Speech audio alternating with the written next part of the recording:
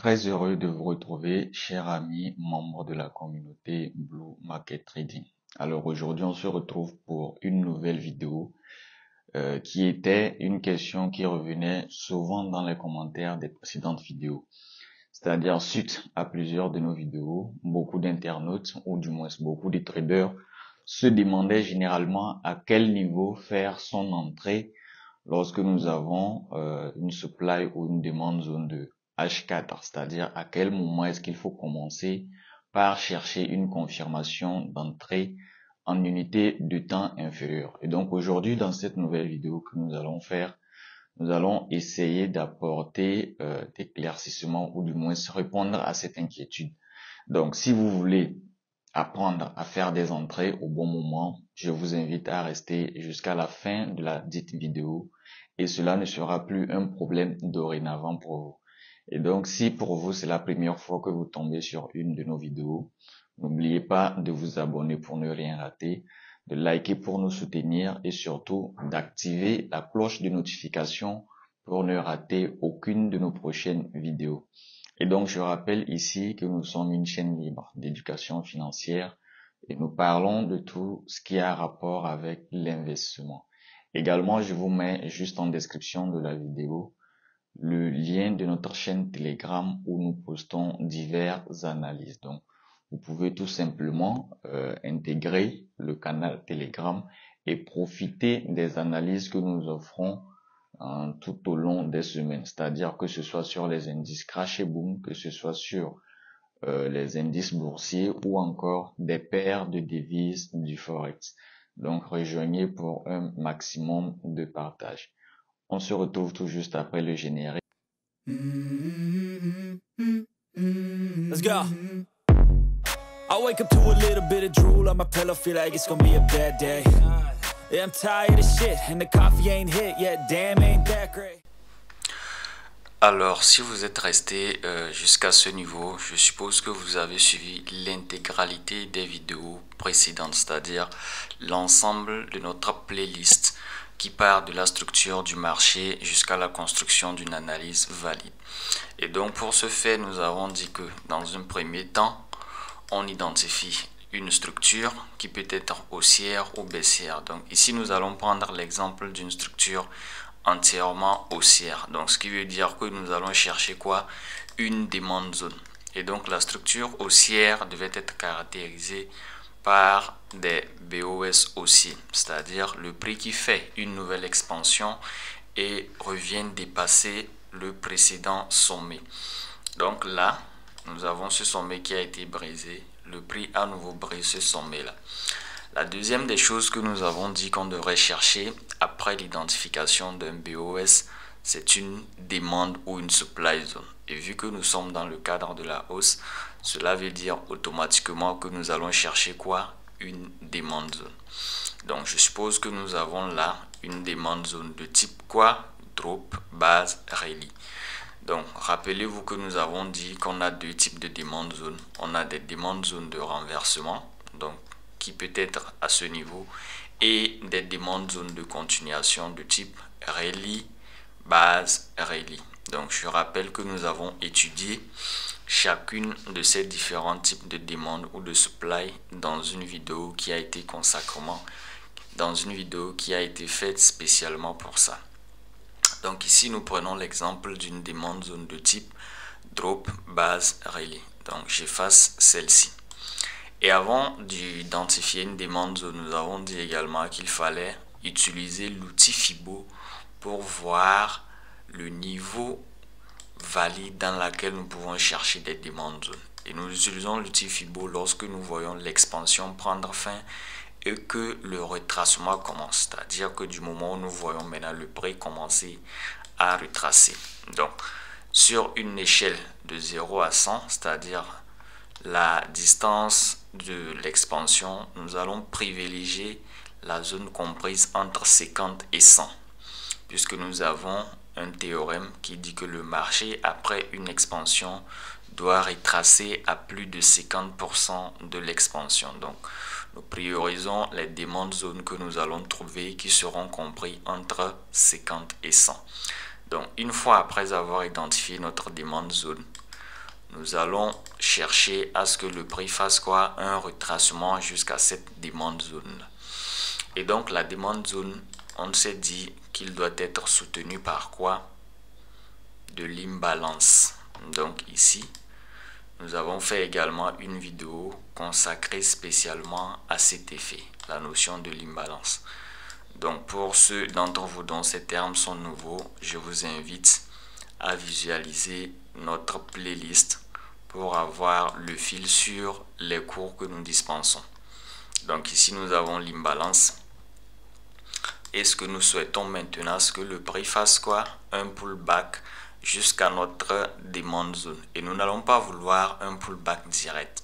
Lorsque nous voyons un pullback direct avec un momentum fort violent, il est probable que le prix vienne le briser. Donc nous avons étudié une certaine forme de liquidité que nous voulons observer avant que le prix atteigne quoi? Notre demande zone. Et donc on peut assister à un equal low qui sera brisé et ensuite le prix revenir dans notre demande zone. Donc voilà ce que nous escomptons. Et une fois maintenant le prix sur la demande zone, à quel moment est-ce que nous allons chercher maintenant la confirmation d'entrée? Donc nous avons étudié également quelques patterns qui montraient les différentes configurations qu'on devrait observer avant de parler de la confirmation d'entrée. Et donc je vais essayer de matérialiser cela. On s'est dit qu'une fois le prix dans notre demande zone, on devrait observer un scénario pareil, c'est-à-dire le prix qui fait un petit mouvement baissier.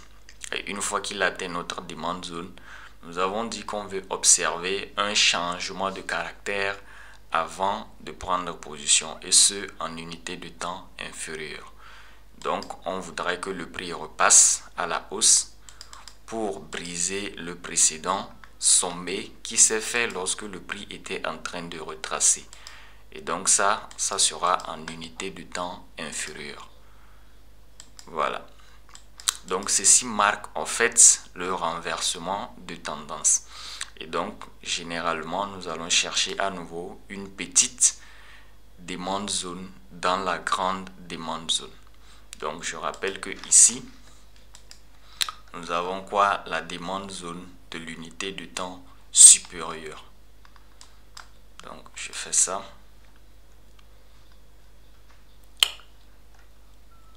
High time frame demande zone.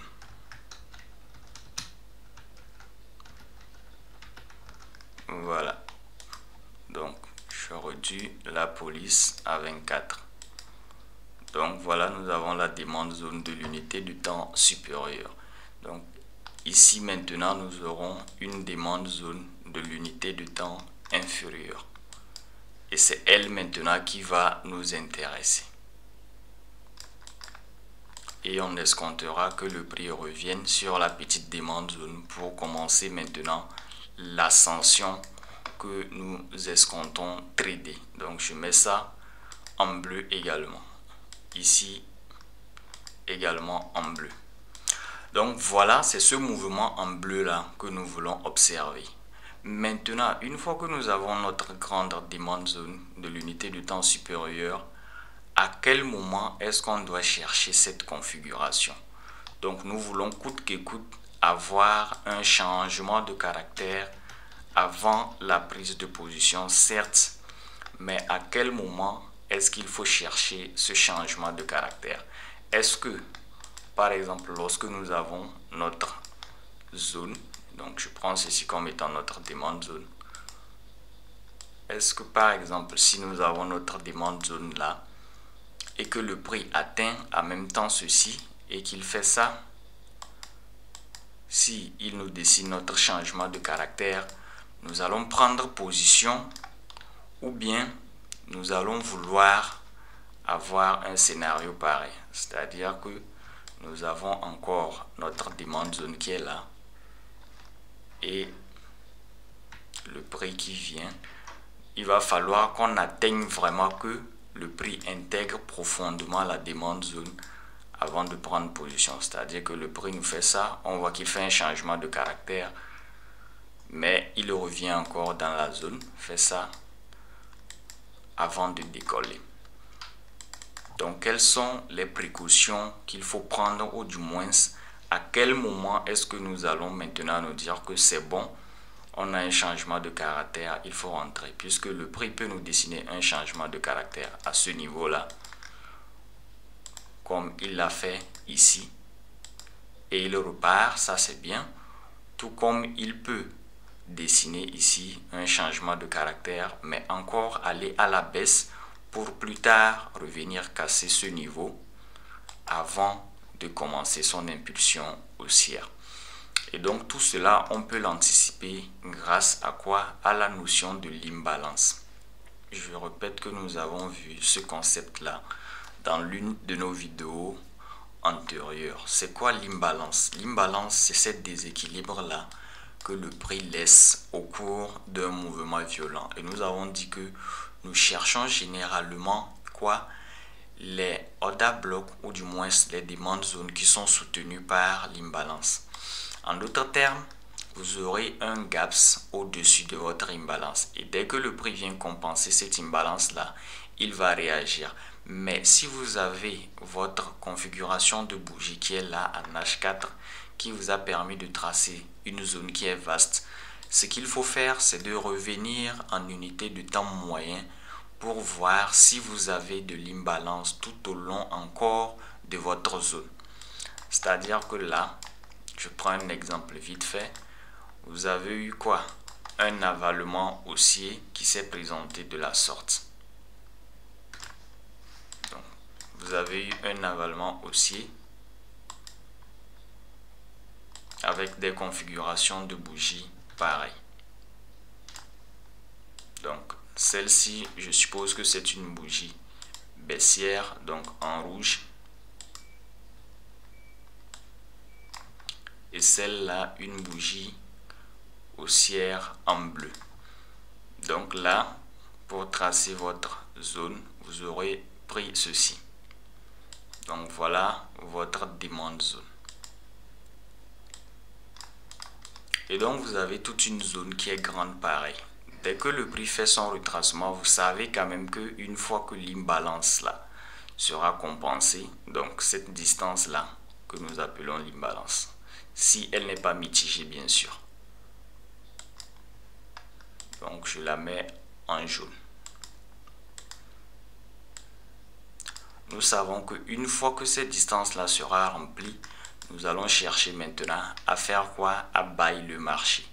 Maintenant, à quel moment buy? Déjà, j'ai dit on peut avoir une configuration pareille. Maintenant, le prix revient casser ceci et vous laisse voir quoi? Un changement de caractère dans l'unité de temps inférieure. Et donc, en ce moment, vous tracez votre OB de la petite unité de temps pour attendre quoi? Un pullback. Et le marché peut vous donner raison. D'un autre côté, le marché peut ne pas vous donner raison et faire quoi? Après qu'il vous ait dessiné ceci, vous aurez vu un changement de caractère, mais il va encore intégrer vraiment dans la base, c'est-à-dire dans votre demande zone, avant plus tard de refaire une quoi? Une impulsion haussière pour ensuite refaire ceci. Et avant maintenant de démorcer la hausse. Et donc ceci sera considéré comme étant quoi? Le changement de caractère valide. Donc qu'est-ce qui explique ces différents mouvements là? C'est la présence de l'imbalance dans votre zone de la grande unité de temps. Donc je suppose que ici c'était un avalement sur le H4. Donc quand vous observez votre zone qui est là en H4, il faut revenir en unité de temps inférieure. C'est-à-dire ici vous avez l'avalement de H4. Ce que vous allez faire, c'est revenir peut-être en H1 ou encore en M30 pour voir réellement ce qui se trouve dans cette configuration. Donc vous encadrez quand même la zone, mais vous revenez en unité de temps inférieure ou moyen pour voir ce qui se cache derrière cette configuration. Et là, quand vous venez, vous pouvez observer un scénario pareil. Donc là, ça sera une bougie baissière,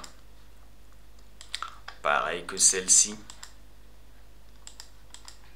suivi peut-être maintenant d'une bougie institutionnelle.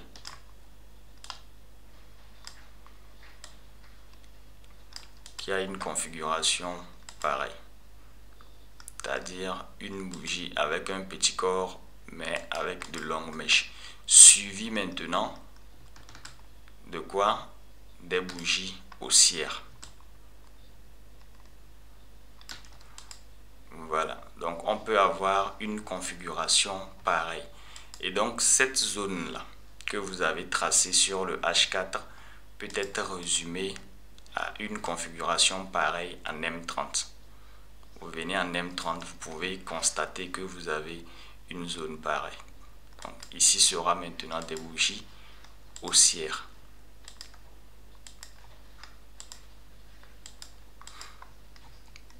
Là, je mets des mèches.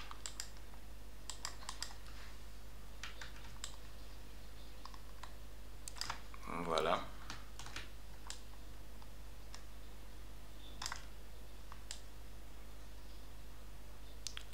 Là, je fais ça. Et là.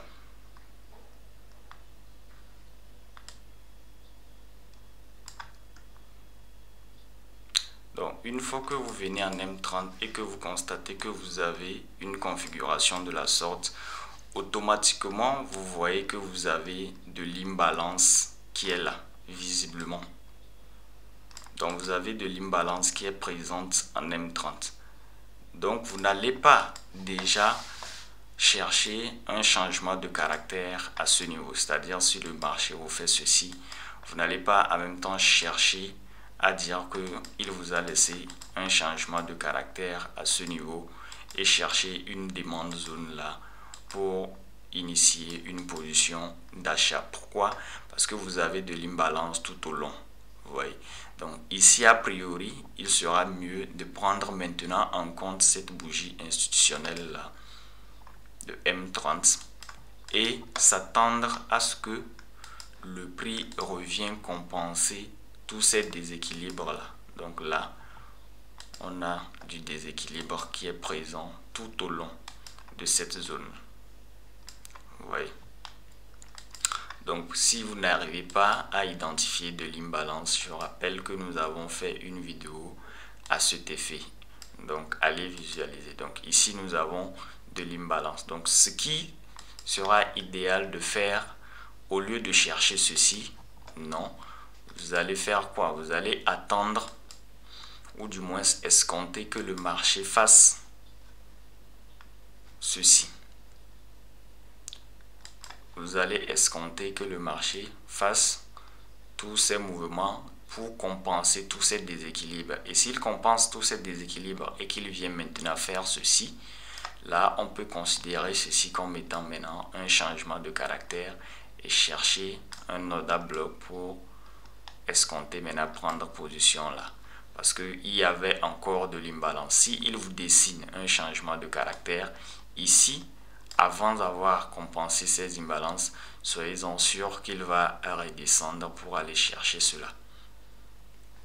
Donc on passe de H4 qui était un avalement à M30 où nous voyons des configurations beaucoup plus détaillées et on constate que dans la zone de H4 on a encore de l'imbalance présente en M30 et autres. Et donc en ce moment là, c'est du moment où le marché aurait compensé tout l'imbalance présent en unité de temps moyen que nous allons maintenant chercher réellement un changement de caractère pour initier le buy. Maintenant, il peut y arriver que vous venez dans la grande unité de temps, dans l'unité de temps moyen et vous constatez qu'il n'y a pas d'imbalance. C'est-à-dire que vous voyez ceci. Vous avez toujours votre zone. Vous avez toujours vu votre avalement en H4 par exemple et que vous venez maintenant en M30. À défaut d'avoir une configuration pareille, vous remarquez ceci. En M30, suivi également des bougies haussières. Là, et encore une autre là. Donc je reprends toujours notre même bloc, c'est-à-dire que vous avez toujours notre zone de H4. Donc à partir d'ici, qu'est-ce qu'il faut faire? Il est probable que vous puissiez avoir un scénario pareil aussi. Donc là vous avez ça et vous avez également ceci. Donc ici là, le prix peut, ayant fait le retracement, arriver juste à ce niveau là, nous faire le changement de caractère à ce niveau et on cherche un OB ici pour prendre position. Il peut ne pas réintégrer jusqu'ici. Pourquoi? Parce qu'il n'y a pas de l'imbalance. Ici on a quoi? Absence de l'imbalance.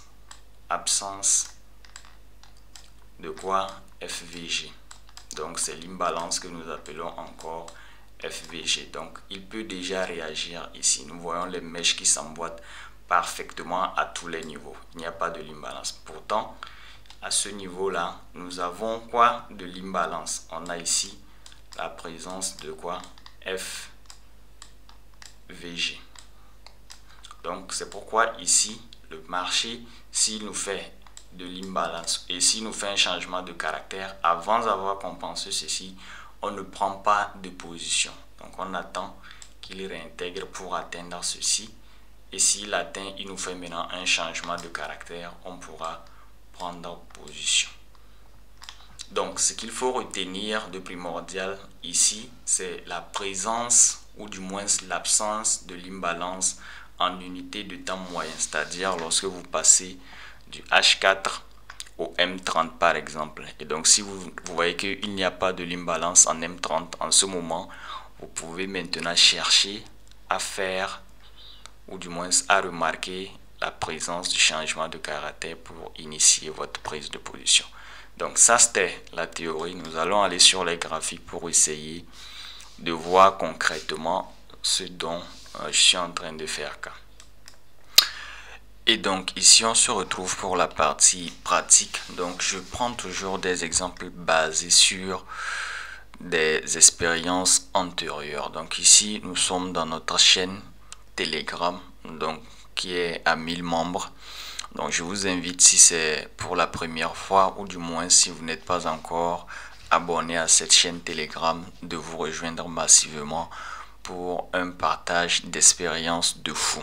Donc ici nous partageons les analyses gratuitement, sans aucune contribution, et nous faisons des partages d'expériences, nous partageons des signaux, nous partageons des analyses, nous partageons des configurations schématiques pour améliorer votre vision de marché et tout ce qui va avec. Donc je vous invite à rejoindre, je vous mets juste le lien en description. Vous avez également la possibilité d'ajouter des membres. Donc il suffit juste de cliquer sur le nom de la chaîne et vous avez quoi ici? L'icône ajouter un membre. Donc vous pouvez cocher toutes ces personnes que vous voulez et vous les ajouter, ou du moins vous copiez le lien que vous leur envoyez. Donc tous ceux qui s'y intéressent au métier ou qui aimeraient faire partir de la communauté, n'hésitez pas à les ajouter. Donc ici nous allons prendre un exemple sur une analyse antérieure. Je vais choisir l'euro NZD. Donc ce sont des analyses partagées antérieurement qui ont déjà donné. Voilà, donc si vous étiez dans notre chaîne Telegram, vous aurez pu profiter de toutes ces analyses que j'avais partagées. Et nous continuons toujours de partager. Vous voyez le NZD4 très bien réagi dans notre zone. Voilà, ici je pense j'avais pris position. Ici, c'est une analyse sur l'indice de la volatilité 25 et qui était déjà en cours à ce niveau. Donc ici j'ai mis en cours avec des flammes. Cela suppose que c'est une analyse qui est déjà en cours et qui a une très bonne réaction. Donc ici je dis belle confirmation en cours. Ici ratio de 3. Je pense que nous sommes toujours sur le V25 toujours. Donc quand on descend plus bas, ici l'USD ZAR, vous voyez qui avait été envoyé auparavant, qui a très bien réagi. Si on continue, le Bitcoin, une belle réjection, et je pense que la hausse a été beaucoup plus phénoménale que celle-ci. Plus tard, voilà, après une vidéo, une nouvelle analyse. Plus tard, le GBP/JPY, le USOL, et voilà, ici V50, H4. Voilà plein d'expériences que nous partageons. Donc, et ça continue toujours de pleuvoir. Donc, je vous invite à vous y abonner. Ici, vous voyez le haut de CHF, notre zone pile poil. Donc, que des entrées en sniper. L'heure JPY, l'euro USD, CAD, voilà, vous pouvez constater, sont tous des analyses postées ultérieurement.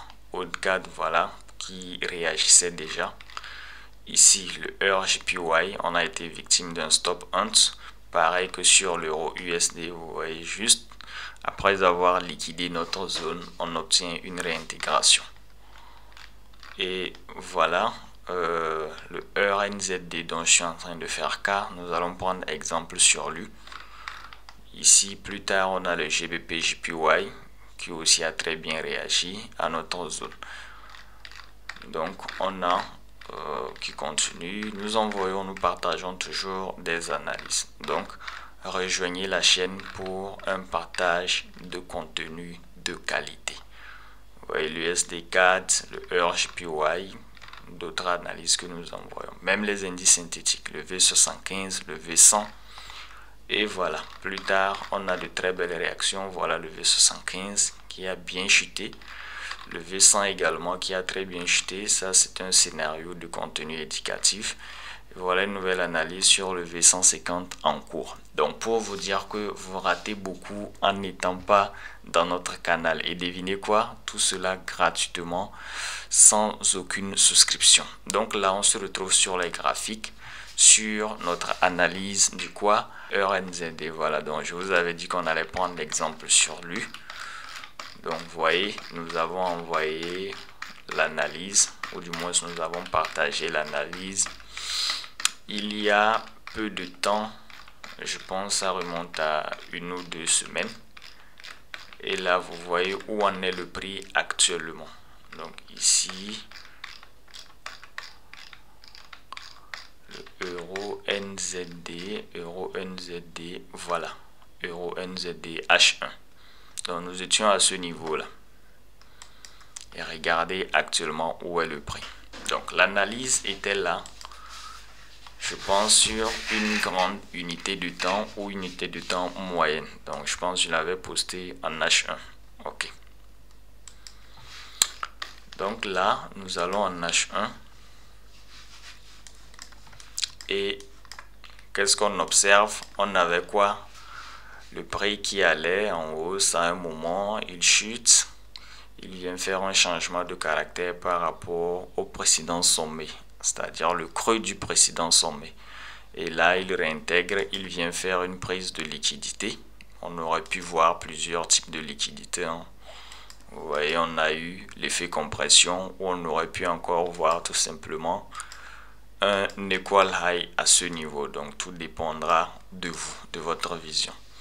Maintenant, comment faire son entrée ou du moins sa prise de position lorsque le prix atteint la zone? Est-ce qu'il fallait déjà se jeter ici parce que le prix a atteint la zone? Parce que déjà là, lorsque nous revenons en H4, on avait notre zone qui était cette bougie institutionnelle là. Donc vous voyez avec moi que on avait une bougie institutionnelle à ce niveau. Donc nous avons étudié les différentes bougies qui nous permettent de tracer des supply ou des demandes zones. Donc, est-ce qu'il fallait déjà faire son entrée lorsque le prix était à ce niveau, c'est-à-dire là, au point de contact avec la zone? Est-ce qu'il fallait en même temps faire son entrée, ou est-ce qu'il fallait faire son entrée là au risque de rater la prise de position? Donc, on va essayer d'aller en unité de temps moyen pour voir si le prix avait compensé les imbalances qui étaient présentes dans la zone. Donc ici, j'encadre bien ma zone pour éviter voilà, toute perturbation. voilà ma zone qui a été très bien encadrée. J'efface ça. Donc à partir d'ici, on va aller quoi? On voit que notre order block d'abord, c'est-à-dire notre zone, notre supply zone était soutenu par de l'imbalance. Vous voyez qu'on avait tout qui était réuni pour une bonne analyse. Vous voyez? Et on a eu également quoi? Une prise de liquidité, de l'imbalance, et voilà notre order block. Donc là, je pars directement de H4 en M30 pour voir si toutes les imbalances dans ma zone ont été compensées. Donc je vais zoomer ma zone pour que nous puissions voir la fin des imbalances là. Si je veux mettre en évidence l'imbalance dans ma zone, les imbalances vont prendre fin à quel niveau? À partir de ce niveau là. Vous voyez là, exactement. Donc si je prolonge cette ligne, nous allons voir est-ce que le prix est venu toucher au moins cette ligne où elle a traversé. Donc à partir de ce niveau là, on devrait pouvoir commencer normalement à prendre position. Donc à défaut de cette ligne, je vais mettre une ligne entièrement horizontale pour qu'on n'ait pas à déplacer la ligne. Donc on peut constater que on avait de l'imbalance en unité de temps inférieure à partir d'ici jusqu'à notre ligne là. Vous voyez, jusqu'à ce niveau. Et donc on essaie de voir si le prix a atteint ce niveau. Et là pile poil, vous voyez, là, après que le prix ait pris de la liquidité, pour ceux qui ont vu des EQH ou l'effet compression, vous voyez que le prix est venu exactement sur ce niveau avant de donner quoi? La réjection baissière que nous attendions tous. Vous voyez, donc facilement après qu'il ait compensé le déséquilibre qui était présent, on a eu une bonne réjection. Donc grâce à la notion de l'imbalance, on aurait pu prendre à pile poil cette opportunité. Donc on n'allait pas se précipiter pour prendre position au point de contact, c'est-à-dire à ce niveau. On n'allait pas se précipiter pour prendre de trade à ce niveau. Non plus, on n'allait pas attendre pour prendre position au-dessus de l'imbalance, mais on allait prendre exactement pile poil sur le niveau où l'imbalance se terminait. Et on allait avoir une entrée sniper. Et après ça, on a le prix maintenant qui a fait beaucoup de confirmations plus tard. C'est-à-dire qu'on a eu des BOS, des changements de caractère et tout ce que vous voulez. Et le prix est revenu à chaque fois chercher quoi? Une zone, ainsi de suite. Vous pouvez le voir jusqu'alors. Donc si on part encore sur d'autres exemples, on aura toujours les mêmes scénarios. Donc le concept de l'imbalance est beaucoup très important pour vous aider à savoir à partir de quel moment est-ce que vous allez chercher la prise de position. Donc ça va vous permettre de ne pas être pressé, c'est-à-dire de ne pas faire des entrées qui ne sont pas précises, et ça va vous aider également de ne pas rater des opportunités. Donc le prix généralement après une prise de liquidité, si l'imbalance qui était au-dessus a été compensée, vous allez avoir une très bonne réaction du prix. Donc le principe est le même. Donc tout va de même sur peu importe la paire. Ici vous voyez à l'écran, nous avons une analyse sur le GBP CAD que nous avions fait en daily. Donc on retourne sur les graphiques et voilà l'analyse. Donc notre zone, notre supply zone était en confluence avec un quoi? Un QML. Donc là, disons qu'on a eu une prise de liquidité avec l'effet tree drive. Et donc une fois que le prix est arrivé, là on a une belle réjection en daily jusqu'à ce niveau avant que le prix ne réintègre pour faire quoi? Une confirmation d'entrée. Pourquoi on devrait s'attendre à ce que le prix réintègre pour faire une confirmation? Parce qu'on avait de l'imbalance tout au long. Donc moi je laisse carrément même cette zone de daily où nous avons eu d'abord cette baisse pour qu'on puisse prendre ce mouvement de confirmation là. Donc là je peux passer en H4 pour qu'on essaye de voir ce qui s'est passé. Donc là je suis en H4 nous essayons d'agrandir les graphiques. Donc là en H4 on a ici un changement de caractère et ce qu'il faut faire, je dois effacer tout ce que nous avons là. Donc à partir d'ici on a un changement de caractère, on a de l'imbalance à partir d'ici jusqu'à ce niveau, vous voyez. Et donc là nous avons un Noda bloc de H4 qui est là, un avalement comment baissier. Donc nous englobons tout ceci. Donc je configure bien ma zone, je la mets en quoi? En rouge. D'accord, donc une fois que j'ai ma zone, nous allons voir si là nous sommes en H4, si on avait encore de l'imbalance à l'intérieur de la zone. Parce que nous voyons que le prix ne s'est pas arrêté là, le prix a très bien intégré la zone. Donc on peut aller directement en M30 par exemple. Donc ici par exemple, vous avez maintenant quoi? Votre zone qui est là. Et voilà les pièges que je dis que nous pouvons éviter. Nous voyons le prix qui vient là, qui frôle la zone et qui commence par faire des réactions. D'aucuns auraient pu déjà à partir de ce moment-là se dire que voilà, nous avons ici quoi? Un changement de caractère et ils devraient chercher à vendre lorsque le marché devrait revenir peut-être quelque part ici. Il devrait se dire que nous avons une zone de QML et chercher à faire quoi? À sell le marché à partir d'ici. Vous voyez? Mais c'est un piège. Il ne faut pas voir cela comme ceci. Il faut d'abord voir s'il y a de l'imbalance encore dans notre zone que nous avons tracée ou pas. Je rappelle que c'était un Noda bloc de H4 et là nous sommes maintenant en M30. Donc quand on va en M30, on constate quoi? On a encore de l'imbalance. Vous voyez? Ça c'était la première forme d'imbalance qu'on avait trouvée. Et là, on voit encore que nous avons de l'imbalance. Je vais agrandir pour que vous puissiez le voir avec moi. Donc on a de l'imbalance de là jusqu'à ce niveau-là. Je le mets encore en jaune. Donc en M30, nous avons de l'imbalance. Donc cela veut dire que je ne vais pas me précipiter dès que le prix commence à toucher cette zone-là, à prendre position. Non, je dois attendre que le prix vienne au moins jusqu'à ce niveau-là.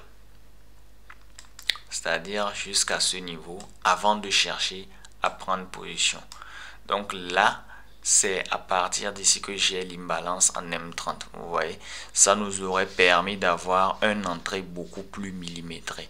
Donc si on avait pris en compte une imbrication du prix jusqu'au niveau de M30, vous voyez que on aurait pu faire notre entrée avec précision à ce niveau au lieu d'ici. Vous voyez à quoi sert les imbrications avec la vérification d'imbalance. Je suis sûr que si nous passons encore par exemple jusqu'au M15, on pourra encore mieux voir. Peut-être que nous avons encore de l'imbalance au-dessus ici. Vous voyez, mais généralement déjà le M30 suffit largement pour savoir si on a le prix qui peut réagir jusqu'à un tel niveau ou pas. Voilà, donc ici en M15 nous avons toujours notre dernière zone d'imbalance. Donc là, la bonne zone à partir duquel on devrait pouvoir chercher un changement de caractère est ici. Et là, vous voyez avec moi que lorsque le marché a atteint ce niveau, on a eu maintenant un réel changement de caractère ici. Et le marché est revenu maintenant chercher quoi? Une zone là. Vous voyez, le marché est revenu chercher une zone à ce niveau avant maintenant de donner une baisse qui a duré éternellement. Vous voyez. Donc, le concept là s'applique sur toutes les paires. Une fois que vous avez votre demand zone ou votre supply zone sur une grande unité de temps, cela va vous aider à mieux faire vos entrées avec le plus de précision possible. Donc, on aurait évité de faire des entrées tout au long de cette zone-là, cet intervalle-là. C'est à partir d'ici que nous allons commencer à chercher réellement un changement de caractère, parce qu'on sait que le marché a compensé les imbalances qui étaient dans la grande zone. Et donc là, on observe maintenant un changement de caractère. On cherche à confirmer la prise de position et on aura notre stop loss ici. Donc là, on aurait pu avoir ceci en réalité comme étant maintenant notre scénario. Vous voyez, vu que c'était une analyse de daily, on aurait pu avoir ceci. Je repasse par exemple en H1. Donc notre stop loss devait être là et on devrait pouvoir avoir notre ratio qui allait être le bas du canal de daily dans lequel nous étions. Et là vous voyez qu'on aurait pu avoir au moins un ratio de 1.10 parce que le bas du canal devait être, je pense, quelque part par là. Vous voyez. Donc si on tire jusque là, disons jusqu'à cette base, on a un ratio disons de 13. Donc voilà comment vous allez vous appliquer sur peu importe la paire pour avoir des confirmations de fou. Ne vous précipitez pas pour faire des entrées dès que le prix s'approche en même temps de votre demand zone ou de votre supply zone en unité de temps supérieure. Observez, allez en M30, tracez d'abord votre zone et allez maintenant dans des unités de temps moyen pour voir la présence d'éventuelles liquidités et attendez que cela soit entièrement compensé avant de chercher maintenant un réel changement de caractère qui va vous permettre de définir votre demande ou supply zone en unité de temps inférieure avant de faire la prise de position. Donc il en va de même pour toutes les paires ou pour tout type d'analyse. Ça va vous permettre, comme je le disais, de vite faire des entrées qui ne sont pas millimétrées ou de rater des opportunités. Donc retenez juste que une fois la prise de liquidité, le marché, après avoir compensé l'imbalance qui était au-dessous, ou en dessous, aura tendance à donner un renversement. Donc il en va de même sur toutes les paires, que vous soyez sur le forex, les indices synthétiques ou encore les crypto-monnaies. Donc c'était tout pour la vidéo. N'hésitez pas à vous abonner, à partager et à me laisser un pouce bleu si la vidéo vous a plu. Donc ce qu'il en est de vos inquiétudes sur beaucoup d'autres sujets que vous avez mentionnés en commentaire, je suis en cours de préparation. Des vidéos viendront certainement et va répondre à toutes vos questions. Si je prends du temps, c'est pour vous produire des contenus de qualité. Donc bon visionnage à vous et à la prochaine pour une nouvelle vidéo. N'hésitez pas à commenter, à liker, à partager, surtout pour nous soutenir. À la prochaine.